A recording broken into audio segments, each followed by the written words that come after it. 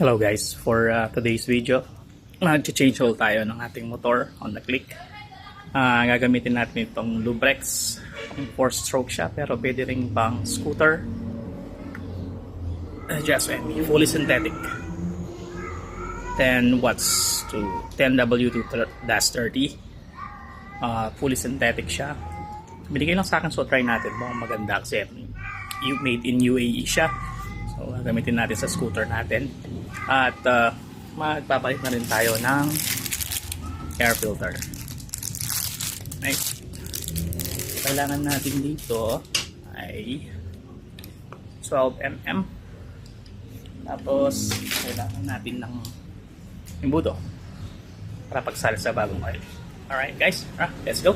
Oh, kailangan din pala natin ng screw para tanggal ng air filter cover.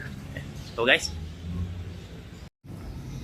alright guys, so ang natin gagawin ay luluwagan natin yung kanyang oil drain plug. Nandito siya sa may ibaba. Ito, gamitan natin ng 12mm. Ayan, ito siya, 12mm. Pwede rin dun sa kabila, sa kabilang pwede tayo dun mag drain dito, dun ako dito pala ako ginagawa ko every second tune up, dun ako nagpapalit. Ginatututong ko, ginagamit ko. Alright guys, so drain na natin yung boom oil.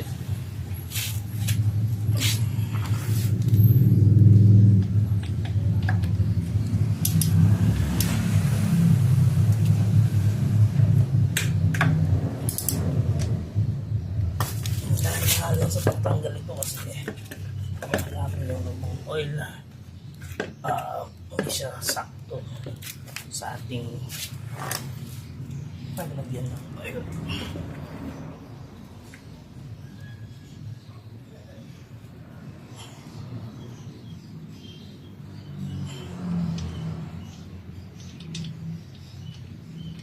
Yun, oh no,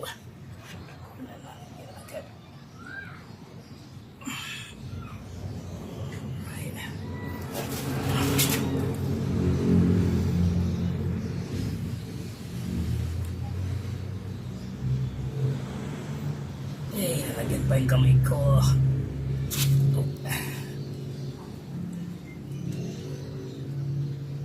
Ayan lang natin ma-drain siya na maigit.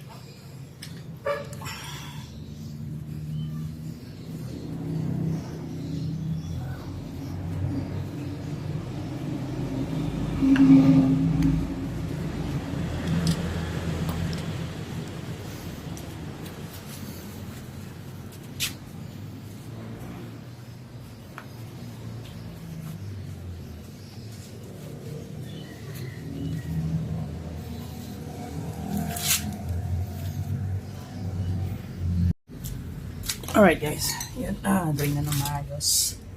Punasan muna natin yung tapos natin yung salad.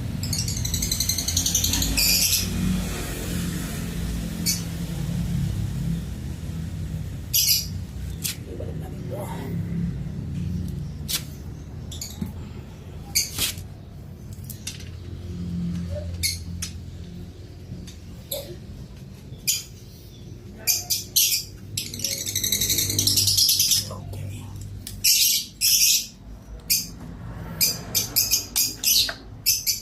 Masyadong high-tech, yung sakto lang. Okay.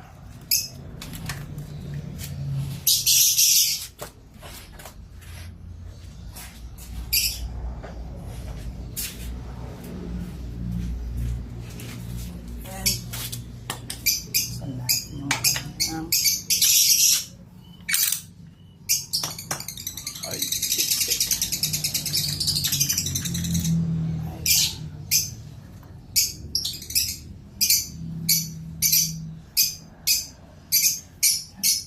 natin.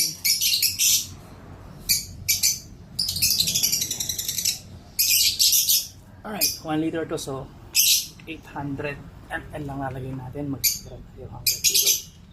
Okay. Hintin natin yung ating embudo. Improvise lang to, ginawa ko lang to yung tarotot New Year. Okay, sakto siya dito. Alright. And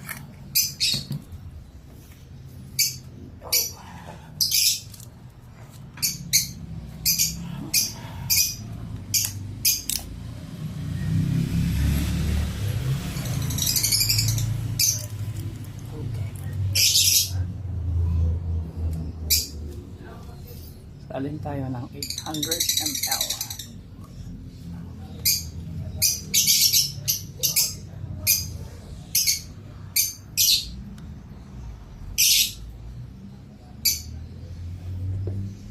Natin mga sumupa tayo.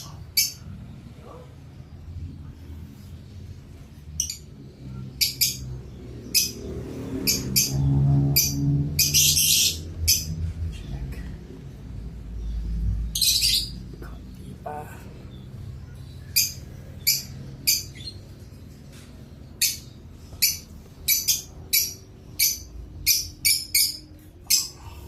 Konting-konti pa.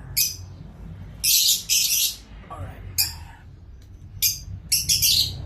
Yan. Sakto na guys. So, yan. Balik natin yung kanyang lipstick.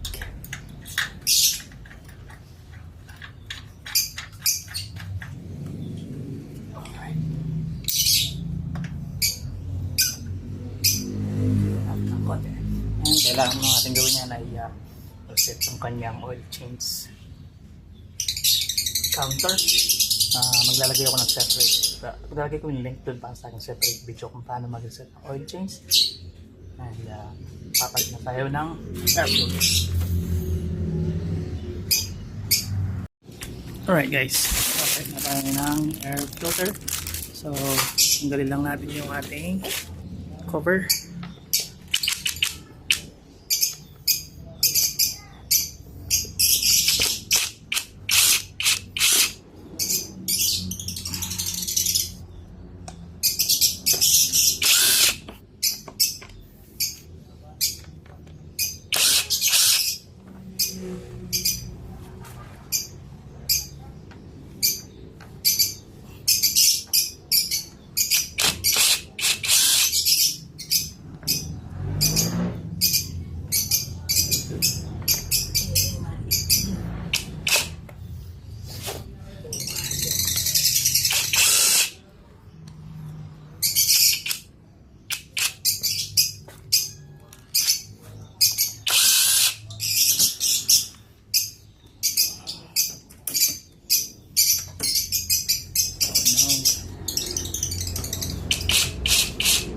Okay, bulit na lang ako.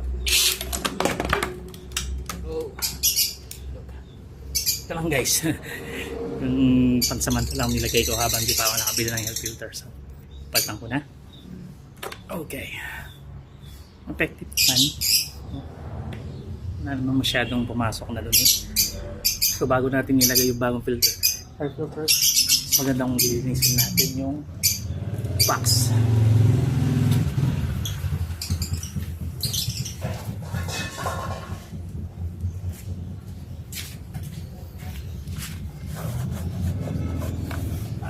Mas maganda siguro kung sabunin to. Next time ko na lang gagawin yun pag naglinis ako ng panggilid.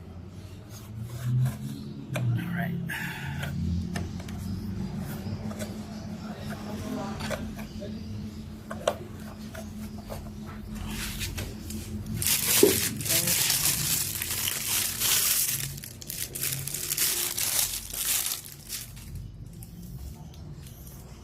Mura ko lang nabili ito sa Shopee. Parang ano lang, 120 lang yata. Okay naman.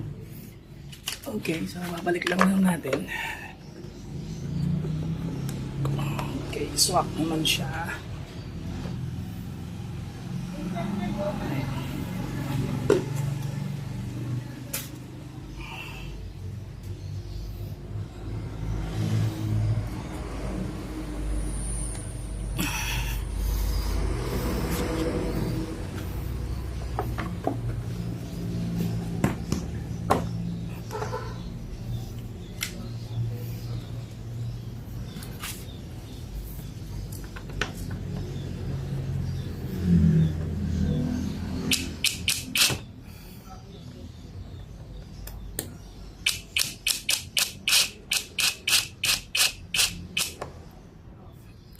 masyadong higpit. Ayan, lagay muna natin lahat.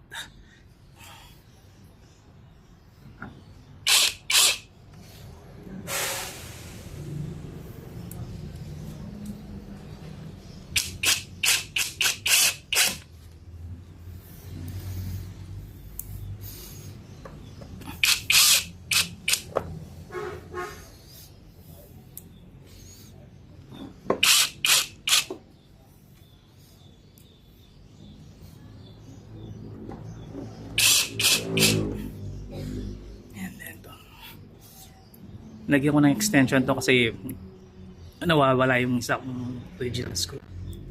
Nilagyan ko ng extension, bukit ako ng ibang mas mahaba ng konti. Alright.